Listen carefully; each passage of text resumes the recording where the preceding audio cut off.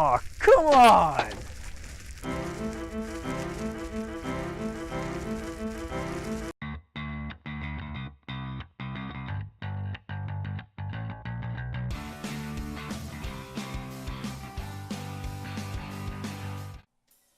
Before we get started, be sure to check out The Dangerous Sea in the links below. It's a game with an ever-changing map where you race to be the first to collect 5 rune stones while battling your friends. Flashpoint is a cooperative game in which you work together to put out a burning building and rescue as many people as possible. You do this by spending action points to move around the board, douse fires, and carry people to safety. The board is populated by points of interest markers, which a firefighter must reach to see if it's a victim to rescue or a false alarm. At the end of every turn, you advance the fire by rolling dice and working out what happened depending on how you rolled. If you rescue 7 people, everyone wins. If you lose 4 people or the building collapses, everyone loses. There are 2 ways to play Flashpoint. There's a family mode and an advanced mode. The advanced mode adds different roles to the game and also adds vehicles and things like hazardous materials and hotspots, which just make the fire more dangerous and makes the game more difficult.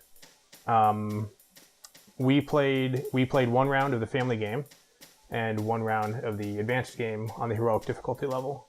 So to start off with some of the pros, or at least one of the pros that I found with the game, was that the problem areas, the areas that contain fire on the board, stay problem areas. I like a game that's a challenge. Yeah, they definitely did. I remember, I think in both games we played, for some reason, was it the kitchen? Yeah. Was a major problem area. I don't know if it's because it's a bigger room, so there's not walls to keep it from spreading, but the kitchen was always on fire. Yeah. Yeah, we did have a problem with that. In the advanced playthrough, when we went in knowing that that was a problem area and with the intent of putting out all those fires, it just turned into a raging inferno. Right. Yeah. It was difficult to control, but like you said, I think that was a positive because it kept the game interesting. It wasn't so difficult that it felt like it was like a pointless effort. Mm-hmm. But it kept us from like being relaxed. Like, oh yeah, we got this. There was never any point where I thought, oh yeah, we got this. Yeah. So, and on the topic of difficulty, I mean, we played through and we didn't win either time. That's true. No matter what the game even on the family was. mode. Yeah, even on the family mode. Yeah. But I mean, who plays a game where they're assured a win anyway? Yeah, right. Oh yeah, so one of the things I loved about it was the theme. I think the theme of being first responders to a house fire, it gave the game much more of a sense of urgency than maybe other board games that have more kind of grandiose themes, where like, you know, a house fire is like immediate and it's personal and intimate, you know. And this game felt urgent. You're trying to put out this house fire. And I also liked how the mechanics tied to the theme so well. Like when you're carrying someone out of the house, you spend more action points because you're moving slower. It's heavier. You know, the way fire spreads, you know, it starts in one area and moves to other areas. It kind of evolves in like a random way, but a way you would expect it to. Yeah. First you see smoke, then you get fire. Yeah. And you know, you can so there's a mechanic where you can chop through the wall to get to another room quicker. And I liked how you can do that, but it makes the building collapse sooner. Which is what happens. Life. Yeah, if I took an axe to the wall, you know. I mean, we could try that. Right. Prove it wrong, but yeah, we don't have the budget to do that to my house. No. Sorry. Next time. Yeah, when we went to play the advanced, when we played it on heroic, and we chose the individual characters, whoever would suit our efforts best. And we kind of picked that according to the people that we were playing with, who we felt would take that card and run with it, as far as like, they know that this is their action, they're going to go in, they're going to take care of that while everyone else is doing what they're supposed to be doing, whether it's rescuing someone or dismantling a hazmat, or running the fire truck. In the advanced mode, you're able to run vehicles, whether it's the the ambulance. That's what I was looking for, or the fire engine. So they'd be able to fit one of the areas that was outlined and to put out the fires in that area while someone else was doing something that they needed to be doing. Right.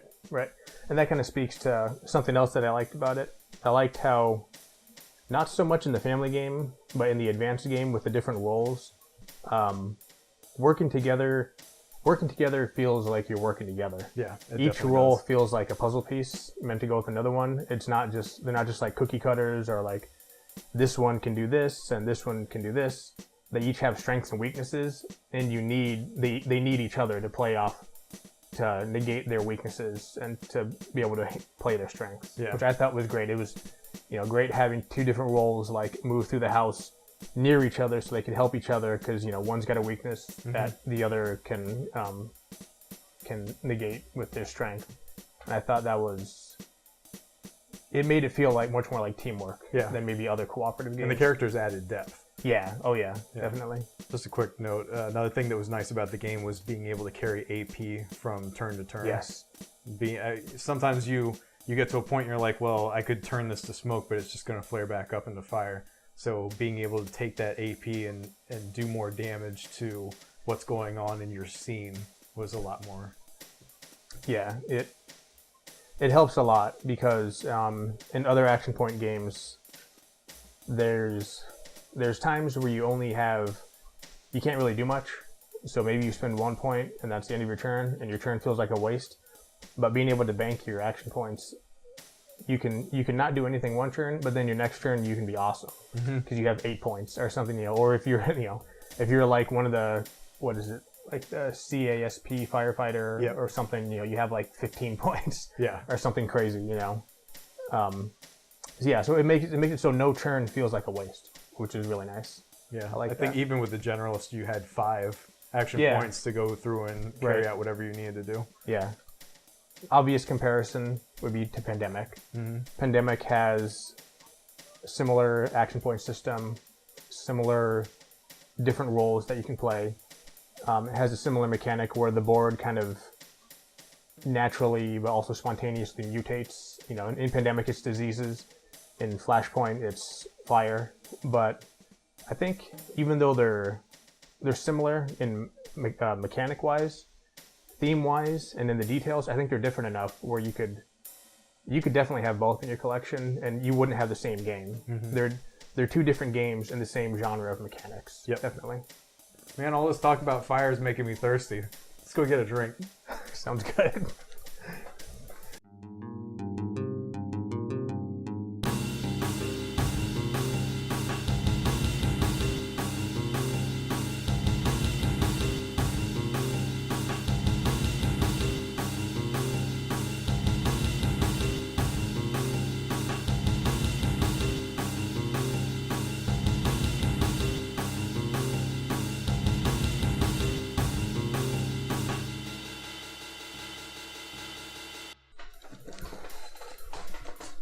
All right, give it a shot.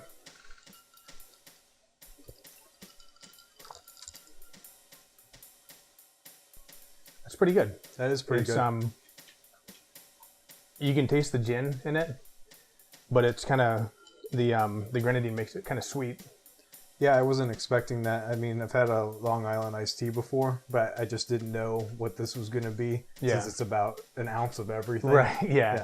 Yeah. It tastes like I think the gin's actually the strongest flavor. I don't know how much the Sprite actually adds to it. It comes together pretty well. Yeah. I think that the Sprite's enough that you can't really pick it out, but it's there helping. Yeah. Just a little like Sprite's kind of. Yeah. It's good. Recommend it while playing a game. Yeah, it's pretty good. It's a lot of alcohol, maybe not too many while playing the game. Might make it more interesting, but you need to know the rules first. Yeah. All right. Let's get back to talking about Flashpoint. Okay. Okay, I mean, we've talked about a lot of good stuff about it. And it definitely has a lot of good stuff. I think it wouldn't be a good review if we didn't talk about the negatives. Yeah, there were a few areas of concern. Not too bad, just a few things that... Not enough to ruin the game. Right. It could have used clarifying. Yeah, particularly, talking about clarifying, the manual the manual could have been better. I feel like there were definitely some important rules that were just kind of buried in like big paragraphs of text, Right. or like as footnotes to pictures. And so that made it, we were constantly going back and like, okay, can you do this? You know, like, I don't know, can you go through fire or not? Can you, what happens if a point of interest lands in a fire? And that took too long to go back to the manual and check. Yeah. And like with the fire thing, that wasn't even in the manual, was it? It wasn't. We inferred what the correct rule was Yeah. from the text on one of the cards. It's almost like we had to create house rules. Right, yeah. And the other thing I thought was strange about the manual is just the way it handles the family game and the advanced game. It introduces the family game, because, it introduced the family game, and then it talked about how the advanced game was different, instead of like giving you all the rules again. Yeah. And it kind of makes the advanced game feel like it's almost an add-on to the family game. It does. But when you play it, the family game is definitely the advanced game stripped down. I feel like the advanced game is the real game. Yep. And the family game is an easier version of it, not the other way around. Having played the two, I don't think that I would go back to that unless I was playing with like a group of younger people who wouldn't really catch on to what the advanced rules were. Yeah. Maybe, if someone hadn't played a lot of modern board games, or if all you wanted to teach them was the action point system, the family game would be good because it doesn't get confusing with the rules and the different kinds of action points. But once you're beyond that, or if you've played modern board games before, I would recommend just starting with the real advanced game. Yeah. Don't even bother with the family game. I don't feel like the ramp up would be any different between when we had to learn what the family rules were and then moving on to the advanced. If you just start with the advanced, you're just going to pick it up as quick. I think so. Yeah. So another area of concern, at least for me, was when you could carry AP, which is a good thing, but when you had to carry AP and apply it to some of the specialized actions. Another was the system of arrows for when you're placing a victim around the board. They seemed to cycle when you got into certain areas, like in the kitchen. I think that we just kept spinning around until we had to figure out, like, okay, it's just going to go here. Right, yeah. There was that one point where we tried to put down a point of interest and it landed on fire. And the arrows told us to move the point of interest to another block that was also on fire. That told us to move it to another block that was also on fire. And we did. He ended up running around in the kitchen, actually, the problem area. That was the problem there. Right. The whole entire game. Yeah. Which again is good, but it was just a problem area. Yeah, right. Which kind of brings another thing, kind of going back to the manual, I guess, a little bit. The arrows on the board are three different colors. Yep. And we never figured out why. No. We looked through the manual and it never explained why they're different colors. Yeah. We know how to use them, I assume.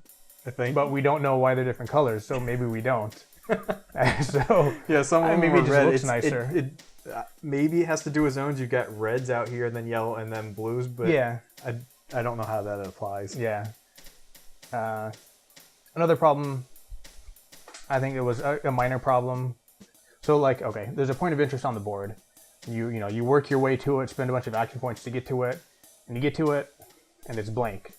Yep. And not only is it blank, but nothing happens. Yep. There's no bad thing except you just wasted all your action points. Yep. And it feels disappointing and anticlimactic. Yeah. And so I don't really know how you would fix that, except maybe that one variant where if it's a blank point of interest, you put a hotspot down. Because then at least something happens. Yeah, something. But yeah, that was a minor thing, a minor problem I had with that points of interest. That was the whole reason that we used the imaging tech. Yeah. Or chose him when we were going through, because we had already tried the family rules.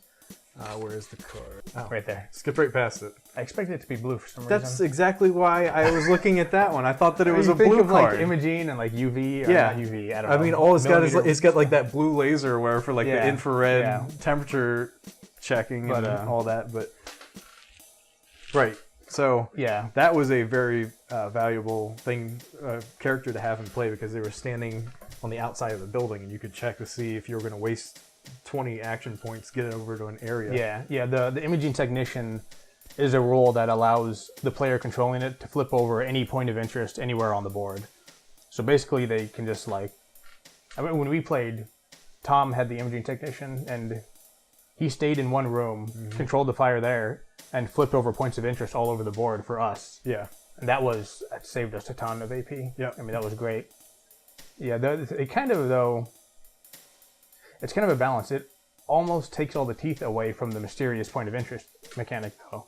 Yeah. So I enjoyed it, but I'm kind of on the fence about whether it's overpowered. The reason that I think that it was a good balance is because you're able to check those things. When you're playing heroic, fires are starting all over the place from the hot spots and from your rolls between the turns. That's true. So you know that that's your main focus. You want to get the people out of the house, but keeping the fire and keeping the damage down from like all of the what was it, the explosions that we're causing. Yeah, shockwaves. We had, like I said, we played 2 games and we didn't win either of the games, right, which is fine.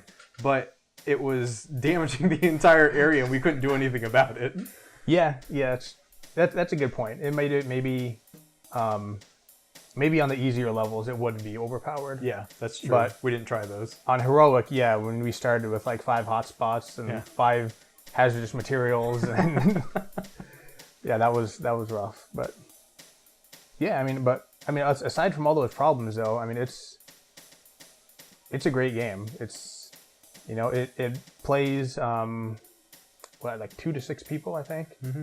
I mean, and really too, like most cooperative games, you could play it solo. Yeah. Because there's no hidden information.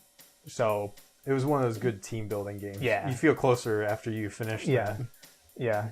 And it was just fun. Like sometimes the silliness of it, like the people running back into the building. Yeah. You know, and you're wondering like, why do all these people keep showing up? You know? Shut the why door. were there 4 people in the shower? You know? Yeah. You know, why is there a gas can in the bedroom? That was fun, making up the stories of what was going on Right. in that room. Yeah. Yeah, I definitely would say to buy this game and to keep it into rotation. Yeah, I definitely recommend this game. It took us, an hour, maybe? Probably an average of an hour between the family game and the advanced game. That was while we were learning, though. I imagine it would be quicker once we knew the rules and stuff. Yeah. Yeah. So this has been a review of Flashpoint Fire Rescue with our Fireman's Iced Tea. Recommend you drink it. Recommend you buy it.